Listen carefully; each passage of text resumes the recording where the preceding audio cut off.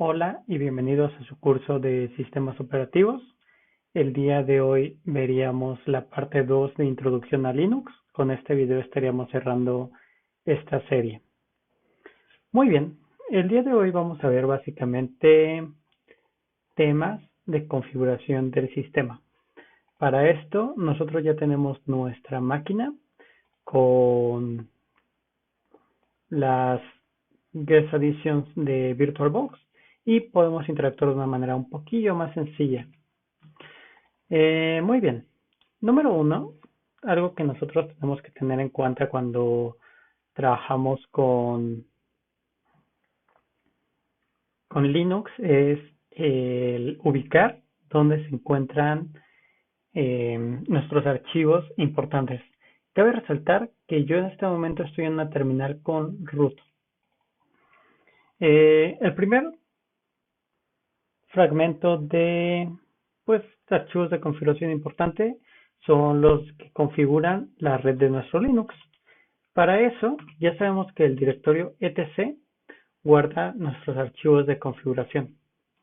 Dentro de etc tenemos una carpeta llamada network y dentro de ese network tenemos interfaces. Yo le doy cat porque es un archivo pequeñito, dependiendo de la configuración, pero este que viene por default es muy pequeño y se visualiza completamente en la pantalla. Sabemos que además tenemos otras opciones como more o less. Le damos cat y encontramos con comentarios algunas descripciones. Básicamente este archivo describe las interfaces disponibles en nuestro sistema y las activa. Y también nos dice que para más información veamos Interface 5. Como ya vimos anteriormente, esto se refiere a la página del manual. Tenemos man 5 Interface. Y básicamente aquí tenemos la página del manual 5 para el tema de Interface. Y básicamente nos da una descripción de lo que es nuestro archivo de configuración y algunos ejemplos con los cuales nosotros podríamos estar configurando nuestra red. Con Q salimos y volviendo a nuestro archivo de configuración,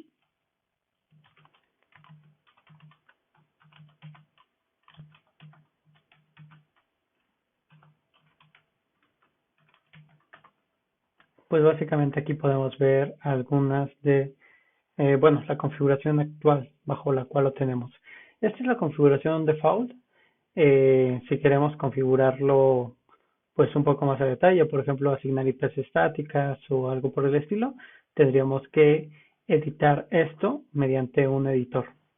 Como es un archivo privilegiado, utilizaríamos algún editor, por ejemplo, V, y aquí podríamos establecer cada una de nuestras configuraciones. Otro archivo de configuración importante cuando trabajamos con redes en nuestro sistema es básicamente el resolve.conf.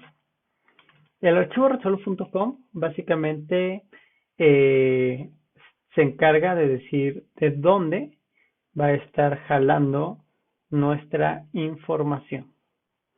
Denme un segundito. Listo. Básicamente, ¿de dónde se jala nuestra información para la resolución de nombres de dominio? En este caso, está apuntando a que lo saque a través de nuestras interfaces de VirtualBox. Sin embargo, nuestro name server también podría estar apuntando a los DNS de Cloudflare o de Google, por ejemplo. En este caso, nos dice que está generado con Network Manager. Esa es la configuración default. Nosotros tendríamos que hacer algunas modificaciones para poder personalizarlo. Y finalmente nosotros tendríamos el archivo etc host. etc host. En este archivo básicamente nosotros tenemos tablas de relación de IP a pues dominio que nosotros estaríamos visitando. Por lo que aquí nosotros podríamos hacer algo como añadir en esta sección de acá una IP. Por ejemplo, si nosotros montamos un servidor local con Apache o algo por el estilo, podríamos poner nuestra IP local y el dominio al cual estaría asociado, y entonces cuando nosotros visitemos ese dominio estaría preguntándole a nuestra IP. Y bueno, esos básicamente son los tres archivos más importantes cuando se habla de configuraciones en red. Quizá más adelante se llegue a hablar de estos más a fondo. Ahorita nada más es como para darles una breve introducción. Otro tema importante cuando trabajamos con Linux es el tema de la configuración de paquetes. Cuando nosotros trabajamos con un apt update o un apt install, básicamente lo que está pasando ahí es que está haciendo una actualización de la lista de paquetes que tenemos y luego de ello pues básicamente los busca en algún sitio. Sin embargo, esto se debe configurar de algún modo. Aquí sí vamos a utilizar, por ejemplo, less, porque es un archivo un poco más grande. Entonces, aquí tenemos nuestro archivo y básicamente podemos ver lo siguiente. Un gatito acompañado de un dev, cd-room, nuestra versión de pues el Debian que tenemos, y pues bueno, el gatito indica que está comentado. Aquí lo que está diciendo es que está comentado el hecho de que saque software desde el cd-room. Si recuerdan cuando vimos el manual, bueno, el video sobre cómo instalar Linux a través de una ISO, les comentaba precisamente que el net ISO install lo que hace es descargar principalmente de repositorios. Si nosotros descargamos, por ejemplo, la versión que viene para DVD, que ya trae repositorios dentro del mismo CD, pues los estaría jalando de ahí. Esto muchas veces cuando hacemos una instalación desde el DVD que pesa como 4 GB, hay que entrar a comentar que siga buscando del CD, porque de otro modo no va a poder jalar pues el software de los repositorios, de los mirrors que añadimos, igual que lo explicamos dentro del video de instalación. Muy bien, pues bueno, básicamente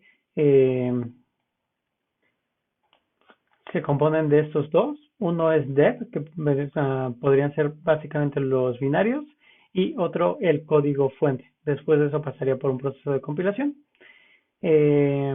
Básicamente tenemos los que vienen por default en Debian para software y los que vienen por default en Debian para seguridad.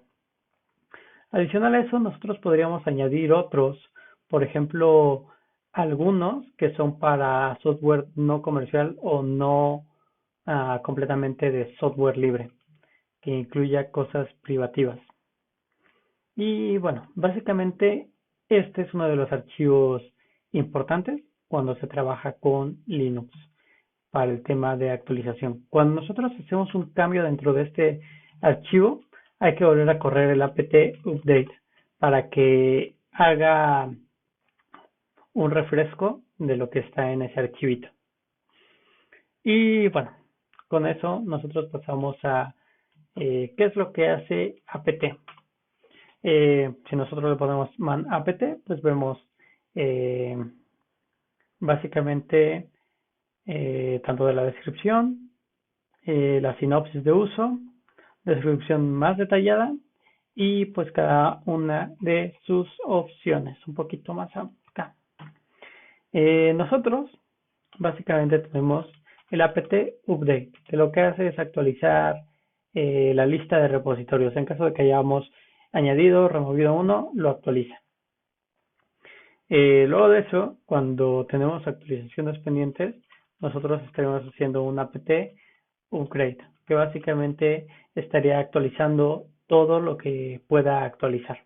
Cuando nosotros lo hacemos, le damos enter y va a aparecer después de de calculando el upgrade, qué es lo que se puede instalar, qué es lo que se tiene que remover y todo esto.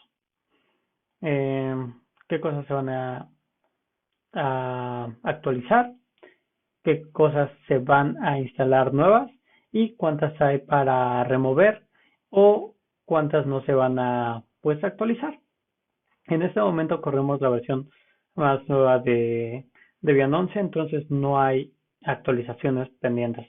Además de que pues no hemos añadido software realmente.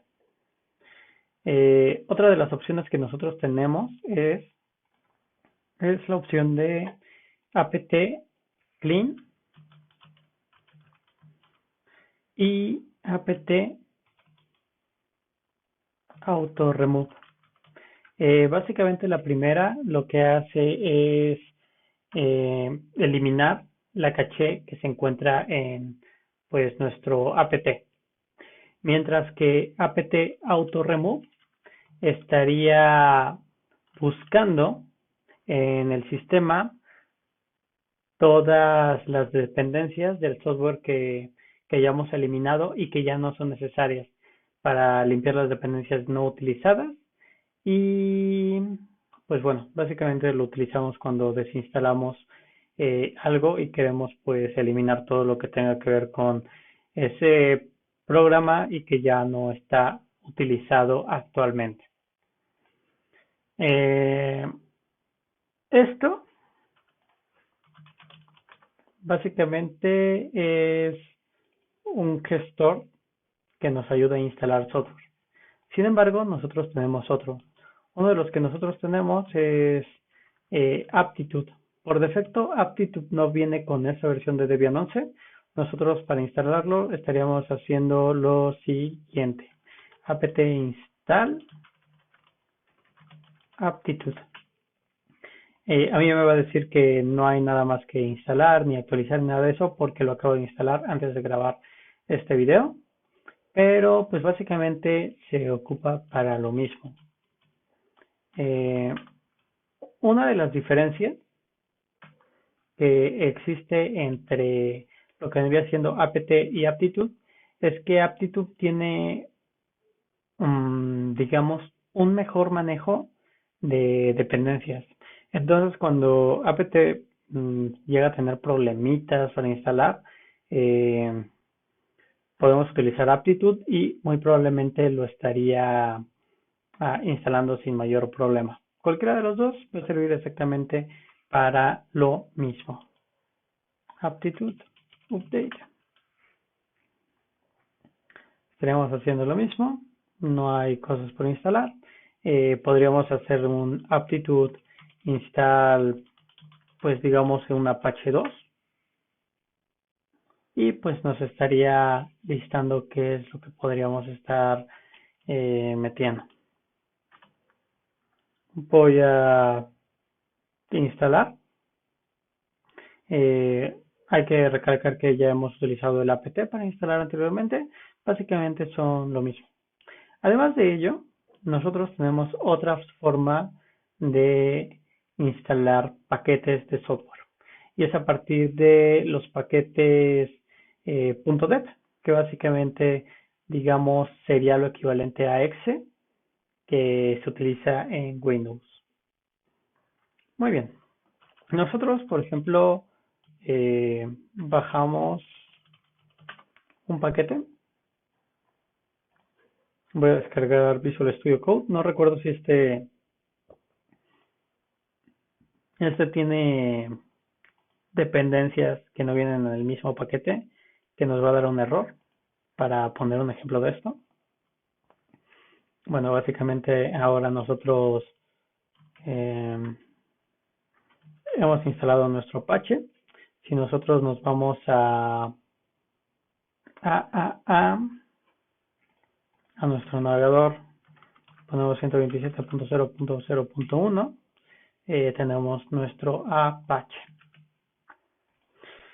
Vale, entonces ya descargó nuestro Visual Studio Code. Voy a ubicarme en el home del usuario, J. Martínez, en sus descargas. Y yo voy a poner un man de PKG. Básicamente aquí tenemos el manual. Nos pide opciones que vayamos a utilizar y la acción acompañado del paquete. Entonces yo voy a darle un dpkg -i para instalar y vamos a instalar el code. Esto lo que va a hacer es abrir el paquete y tratar de instalarlo. En ocasiones el paquete que nosotros estamos instalando no tiene todas las dependencias que debería y entonces nos manda un error. Cuando eso pasa, nosotros lo que podemos estar haciendo es por medio del apt instalar las librerías que están rotas y nuevamente pasar a instalar con dpkg. Básicamente esto sería algo similar a el apt install fix broken. De esta manera estaríamos instalando lo que está roto. Y una vez hecho eso, pues ya nosotros podríamos estar instalando lo que nuestro paquete que estamos bajando. Esto no recuerdo si tiene error cuando se instala de esta manera. Pero en caso de que les llegue a pasar, pues ya saben que de esta manera ustedes lo pueden estar reparando. Repito, le dan a instalar en caso de que aquí les mande algún error, estarían viniendo a este de acá. Vale, no dio un error. Podemos ver cómo en nuestro sistema se añadió el Visual Studio Code. Y creo que uno que tiene error cuando se baja es Cherry Tree. Vamos a ver, Cherry Tree básicamente es una herramienta para el manejo de evidencia. Es esta de acá. Y creo que esta sí debe lanzar un error cuando se descarga.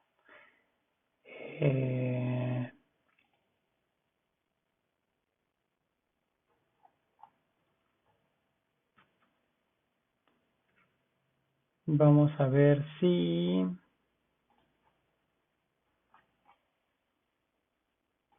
acaso funciona.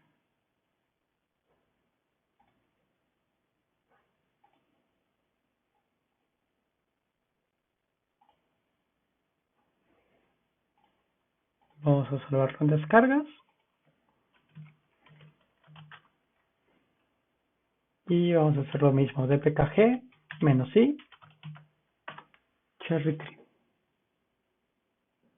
Y aquí, justo este error el que quería. Nos dice que encuentra errores. No sé qué tipo de error manda, pero vamos a ver. apt install fix broken. Claro. Install fix broken.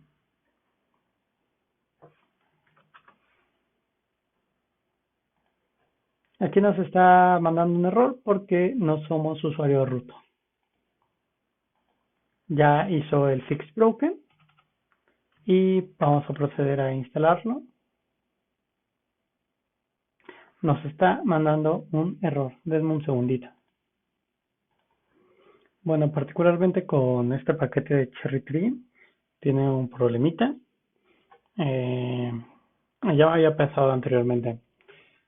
Acá trae como que varias versiones dependiendo de la versión para la cual se hizo de Ubuntu, pero no estoy seguro de que ya hayan añadido las de Debian 11. Entonces, esto lo pasaremos. El tema es cuando ustedes instalan por DPKG,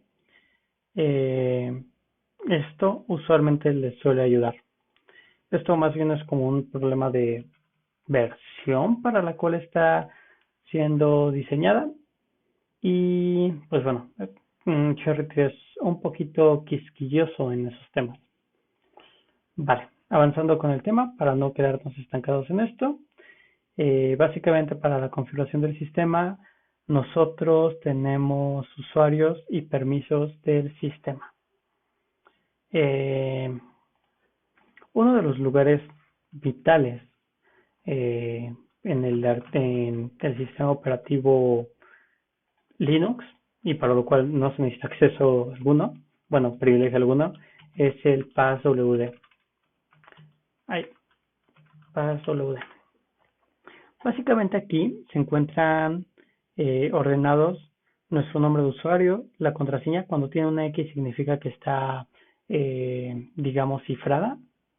Y bueno, una serie de cosas, por ejemplo, a qué grupo pertenece, cuál es su intérprete de comandos que ejecuta cuando el usuario inicia sesión. Como ya vimos anteriormente, la diferencia entre el no login y el que tenga bash.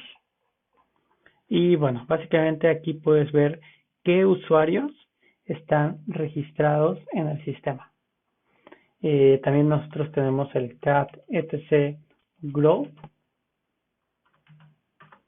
que básicamente nos dice qué grupos hay en el sistema y pues bueno, los usuarios que pertenecen a este grupo. Por ejemplo, en el grupo de root, pues básicamente solo está group. En el grupo de CD-ROM y floppy está nuestro nombre de usuario igual en el tema de audio. Por acá ya creo al grupo www. Ay, por aquí lo vi. Que bueno, básicamente es el que se encarga de los temas de Apache que acabamos de instalar. ¿Cómo nosotros podemos saber pues datos de nuestro usuario?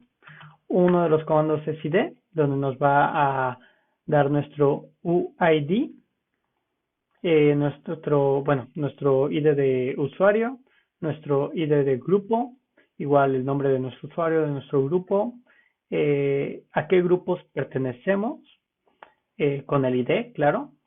Estamos, por ejemplo, en este usuario J. Martínez, CD-ROM, floppy, audio, entre otros. Si nosotros corremos esto mismo desde el usuario root, básicamente nosotros podemos ver que pertenecemos únicamente a los grupos de root.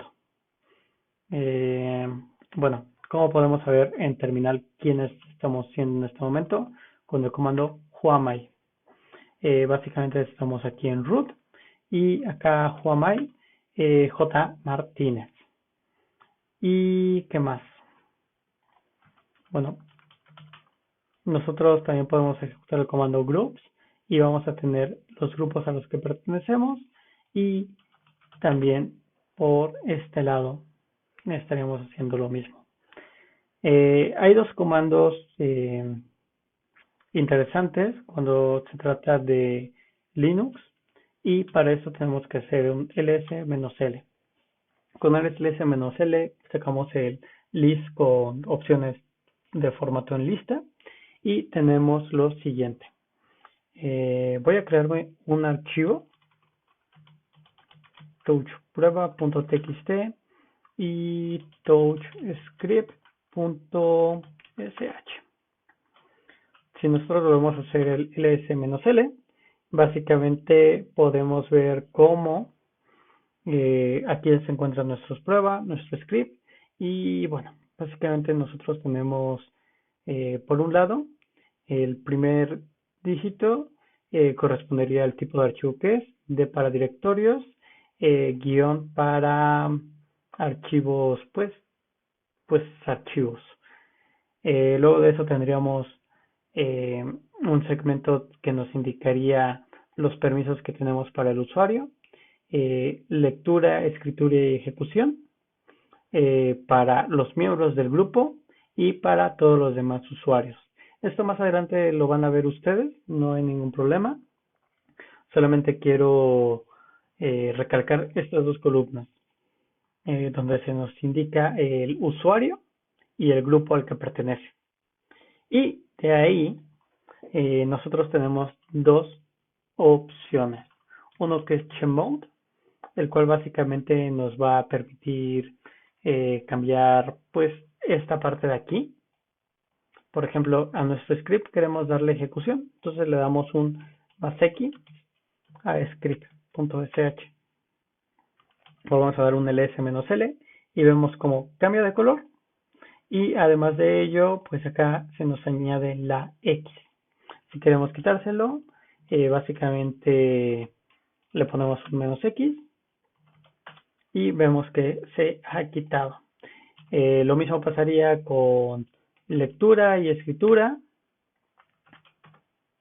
y aquí vemos que pues el script básicamente nadie le puede hacer nada.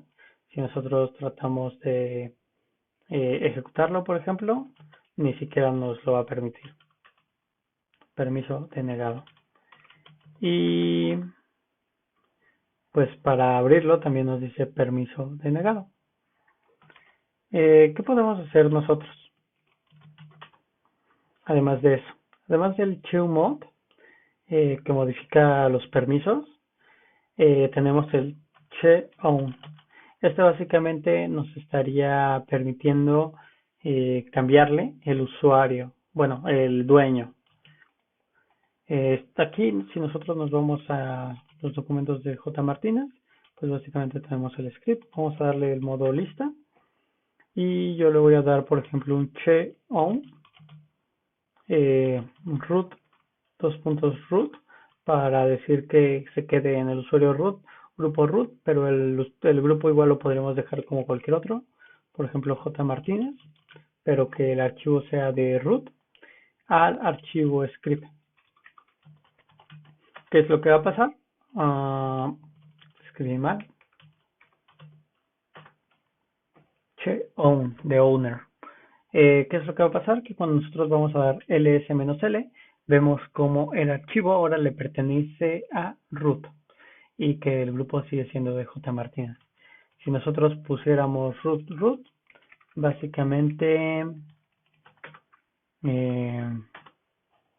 ahora le pertenece a root. Todo esto lo van a ver mucho más a detalle un poco más adelante. Ahora, un tema importante es el hecho de la elevación de privilegios desde el lado de un usuario. Para eso, nosotros vamos a agregar un @user jmartinez 2, por ejemplo, jmartinez admin.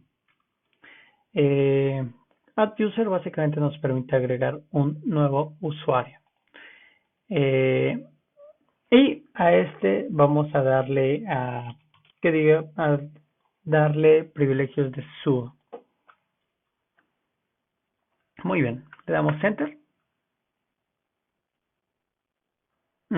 Perdón. Aquí en @user básicamente estaríamos añadiendo el usuario J. Martínez a sudo. Si quisiéramos agregar un usuario, sí sería J. Martínez admin. Y entonces ya nos haría un formulario para añadir otro usuario. Cuando nosotros hacemos @user J. Martínez a sudo, lo que estamos diciéndole a @user es que añada el usuario J. Martínez al grupo sudo. Le damos enter y dice ok, J. Martínez ya está en grupo sudo. Si recordamos acá con groups sacamos los usuarios, sin embargo acá nos dice oye, pues no estoy en sudo. ¿Por qué pasa esto? Es porque pues tenemos que cerrar las variables, bueno, refrescar las variables, por así decirlo.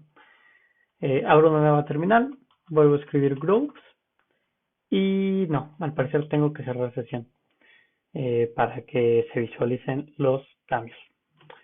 Vamos a hacerlo, no hay ningún problema. Bueno, antes de eso vamos a abrir, si abriendo una terminal lo actualiza, no lo actualizó. Ok, vamos a tener que cerrar sesión. Le voy a decir logout. Y vamos a loguearnos para disfrutar de nuestros privilegios de sudo. Vale, nos vamos a la terminal. Le digo, oye, dime en qué grupos estoy. Y ¡pum! Ya estamos en el grupo sudo. Ya somos súper poderosos. Entonces, un comando de sudo es, por ejemplo, sudo -l, que nos va a listar qué privilegios tenemos. Y ya nos dice que J. Martínez puede correr todos los comandos privilegiados. Entonces, básicamente tenemos los mismos privilegios de root sin ser root. Bueno, ¿de qué otra manera podemos añadirnos? Por ejemplo, si yo me voy a,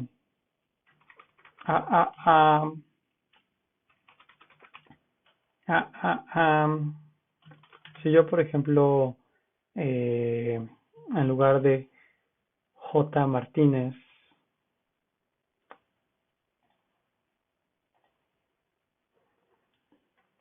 para que sea más gráfico, J. Martínez Admin, creo que le puse. Si yo me voy a J. Martínez Admin, pues este es el nuevo usuario que creamos hace un momento. Entonces este sujeto, además de que no tiene la misma configuración de pantalla que teníamos, nos dice que no somos admins. Voy a cambiarle esto. Sí, ya sé, es un poquillo molesto, pero vamos. Y dark. Ya estamos. Corrí el sudo -l, puse mi password y me dice, oye, pues tú no tienes privilegios de sudo. ¿De qué otra manera nosotros podríamos estar añadiendo un usuario? Número uno, me voy a pasar al usuario root. ¿Listo? Y la otra manera que nosotros tenemos para añadir un grupo un usuario al grupo sudo es mediante usermod a g sudo y el nombre del usuario J. Martínez admin. Básicamente modifica el estado del usuario. -a es añadir G de grupo al grupo sudo a J. Martínez admin. Le damos enter y listo. J. Martínez ya está en el modo admin. Básicamente nosotros podríamos entonces darle un sudo un globes, y de la misma manera nos va a decir que no estamos en el grupo. ¿Por qué? Porque no hemos cerrado la sesión. Le damos un logout, J. Martínez admin, ponemos nuestra contraseña. No pongan contraseñas de 4 caracteres, por favor, es muy inseguro. Y ahora sí le podemos dar un groups y nos vamos a encontrar en el grupo sudo. Y bueno, para terminar con el video del día de hoy, finalmente para escalar, para elevar privilegios, nosotros tenemos las opciones de correr su, que básicamente es para cambiar switch user, que es para cambiar de usuario. Tiene diversas opciones, o la opción de sudo, que básicamente ejecuta el comando como otro usuario. Voy a abrir una nueva porque aquí probablemente ya tengo el sudo. Sí, ya tiene guardado como cacheado la contraseña. Entonces voy a abrir una nueva y vamos a ver de qué va todo esto. Cuando nosotros hacemos su menos, lo que estamos haciendo es cambiar de usuario a root. Lo que nos pedirá es la contraseña de root. Si ponemos la de nuestro usuario, no va a funcionar. 1, 2, 3. Y listo. Ya estamos en el usuario root. No hay ningún problema. Otra manera que nosotros tenemos es mediante sudo su menos. Como podemos ver, este de su menos es lo mismo que este su menos, solamente que añadimos este sudo. Este sudo básicamente le brinda a los usuarios que estén en el grupo sudo el privilegio de, de correr comandos en modo privilegiado. Cuando nosotros hacemos un sudo, nos pide el password del usuario que está en el grupo sudo y que está mandando llamar esto. En este caso, sudo nos va a pedir el password de jmartinezadmin, y entonces va a ejecutar el su menos. Acá entonces básicamente nos va a pedir para entrar en modo root, para cambiar al usuario root, nos va a pedir el usuario el password de este usuario. Entonces lo corremos. Acá nos menciona que quiere el password de jmartinezadmin. Le damos el password y listo. Ya somos otra vez básicamente administradores. Voy a salir en una nueva terminal. Yo le voy a dar un sudo -i, que básicamente es muy similar al otro. Nos va a pedir igual el password de jmartinezadmin. Se lo doy y ya lo estamos. Todas estas opciones que vimos, que acá las voy a listar, que es su menos. Cuando yo pongo este gatito estoy comentándolo, entonces no va a hacer absolutamente nada. Sudo su menos y sudo -i. Básicamente está cargando variables en torno del perfil del usuario root. Entonces no hay ningún problema. Donde sí hay un problema, y es algo que no debemos usar, no se hace, es cuando nosotros hacemos sudo bash. ¿Por qué? Porque esto corrompe las variables del entorno.